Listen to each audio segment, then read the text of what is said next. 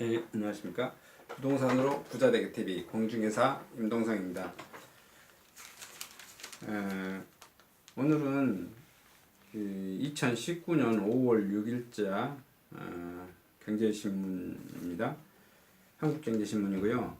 오늘은 뭐 직접 부동산하고 관계없는 그 화폐입니다. 근데 이게 제가 말씀드린 것처럼 저는 부동산이 끊임없이 오르는 가장 큰 이유 중에 하나가 이 화폐 발행이라고 말씀드렸죠. 화폐가 계속해서 발행되고 그 발행된 화폐가 다시 은행을 통해서 확대 재생산되고 바이어스 비율을 맞추는 걸로 해서 실질적으로 돈을 8배 이상, 10배 이상 이렇게 돈을 확대 재생산 되어지는 거죠.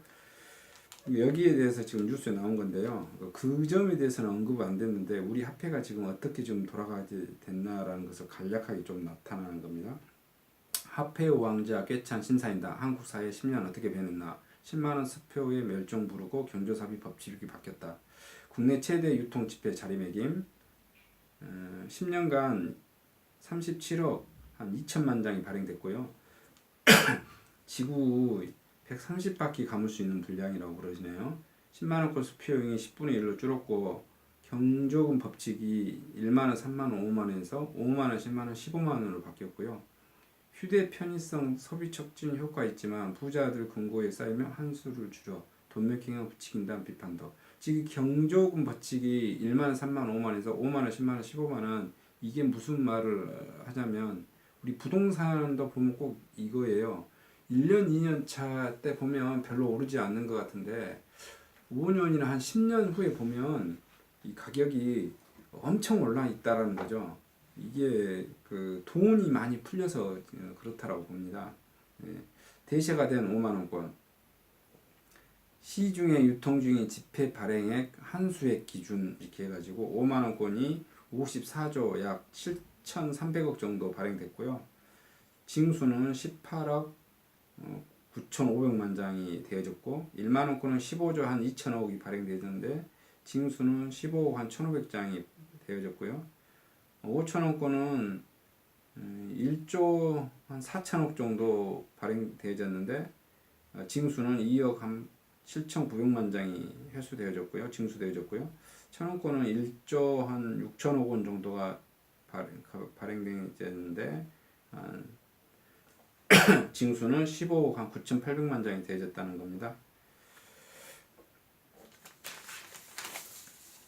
이게 화폐 때문에 부동산이 오르는 이것을 이제 이해를 해야 부동산을 투자를 할 수 있는 가장 근본적인 것 같아요. 이것을 부동산 제가 좀 설명을 잘 못할 수도 있고 뭐 그런 거니까 이게 그 화폐 발행 또 화폐의 그 시스템 이 화폐 시스템을 화폐 발행 시스템 이게 자본주의의 그 근대 자본주의 이게 예를 들어서 그 전에 있는 뭐 고려 시대라든지 뭐 중세 시대라든지 고대 시대에는 이런 화폐를 발행하지 않았잖아요. 고대 시대 같은 경우는 금화가 많이 발행되고 막 그렇지 않습니까? 유럽 역사 같은 데 보면 금화가 많이 발행했는데 금화의 가치를 그대로 뭐 반영하겠죠. 근데 지금은 그냥 종이에다가 발행하는 거예요.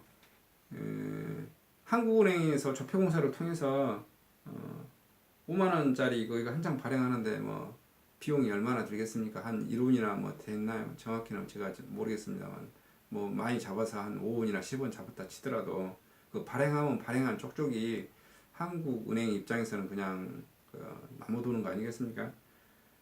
이것을 이해를 쉽게 설명하면 이 돈을 우리가 다 긁고 가가지고 한국은행이나 뭐 일반 시중은행에 가서 이것을 현물로 다 바꿔주라 금으로 다 바꿔주라 하면 바꿔줄 수가 없어요.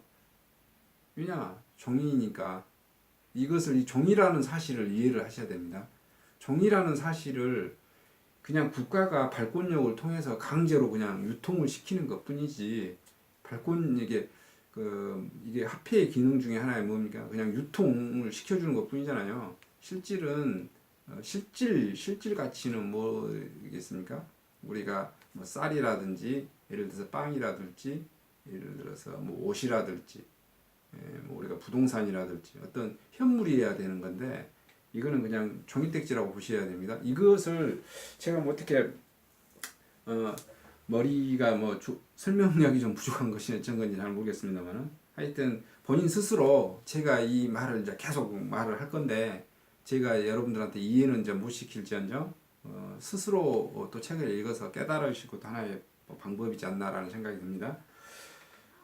헬리오보다 센 강동 입주 하남 역전세 공포 강동 넘어 미사 위례 태풍권 전세값 3개월 5천만원 뚝 서울로 가자 인근지역 더 타격 전문가 전망은 엇갈려 헬리오 학습 효과 단기에 그칠 것 내년 입주만화 1년 이상 지속 강동구 주요 입주 예정 단지 2019년 6월 레미안 명일역 솔베뉴 1900가구 9월 고덕 그라시움 4900가구 12월 고덕 센트럴 아이파크 1700가구 고독 롯데캐슬 베네루체 1860가구 2020년 2월 고독 아르테온 4000가구 9월 고독 센트럴 푸르지오 약 900가구 2021년 2월 고독자이 1800가구 이렇게 해서 내달에서 연말까지는 한 11,000가구 되고요.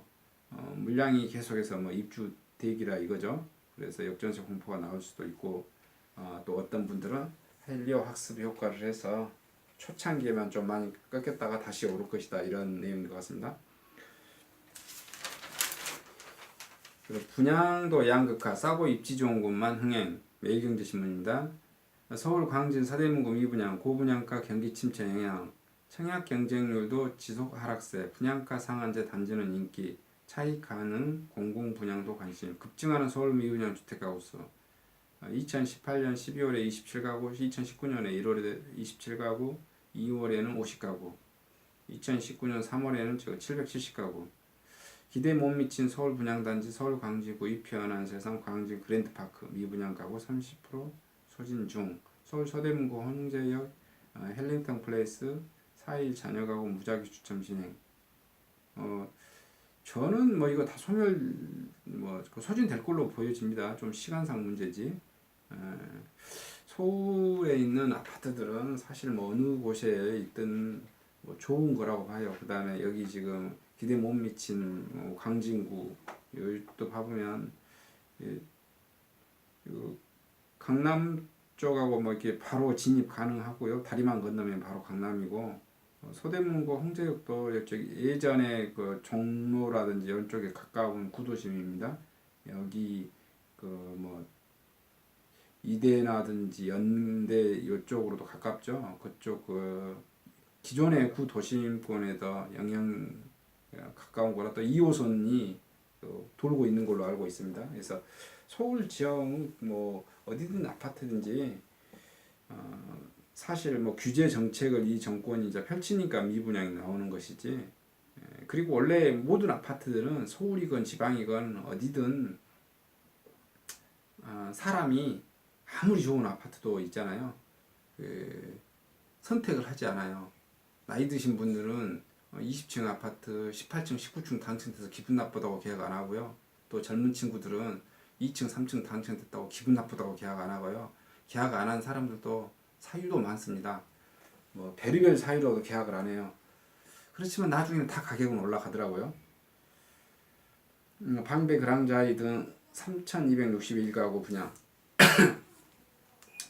7일 서울 서초 방배 그랑자 256가구 8일 화성 우방 아이쉘류 메가시티 1157가구 9일 전북 군산 디오션시티 타사 973가구 10월 1일 신도시 우미린 1차 875가구 이렇게 분양 예정이고요. 주민 설명회도 없이 3기 신도시 밀어붙이나 과천지구 설명에 생략하기로 10개 중 소택지서도 패스 규정상 가능하지만 불통 논란 정부가 3기 신도시 개발 첫 단계인 주민설명회를 생략하고 있다. 법적으로는 할 수 있다고 하는데 이제 밀어붙이려고 하는 것 같아요. 왜냐면은 뭔가를 보여줘야 되는 그런 원래 이게 정치인들은 좀 그런 게 있겠죠. 근데 제가 보기에는 이제 아무리 이거 빨리 밀어붙이고 하더라도 이 정권 끝날 때까지도 아파트 분양은 못 할 거예요. 왜냐면은 토지 보상 하겠죠.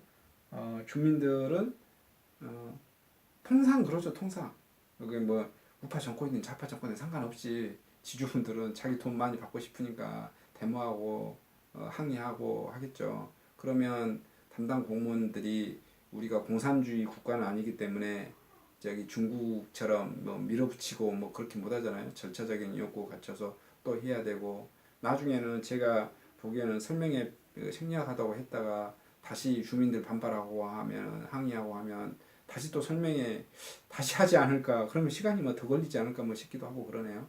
그러다가 또 토지이자 보상금 하고 다시 그 토목공사 진행하고 그 토목공사 기간이 생각보다 길게 들어갑니다. 사람들은 그 토목공사를 잘 모르는데 왜냐하면 토목이라고 하는 것은 기존에 있는 것을 다 갈아엎은 다음에 그 지하에다가 그 배선 선로라든지 상하수도 시설이라든지 이거 다 깔아야 되잖아요. 그럼 그 공사 기간이 엄청 길어요. 그리고 도로를 다짐 공사만 하게 되려면 시간이 많이 걸립니다. 그래서 현재 지금 이제 문재인 정권이 약 3년 남았잖아요. 토지 보상하고 뭐 토목공사하고 하면은 이것만 해도 기간이 뭐 한 저는 한 3년, 5년 가까이 뭐 될 것 같다라는 생각이 들어서 이 정권에서는 3기 신도시에서 아파트가 올라간다는 것은 꿈도 꿀 수 없다라고 저는 생각을 합니다. 개인적으로. 이상 마치도록 하겠습니다. 감사합니다.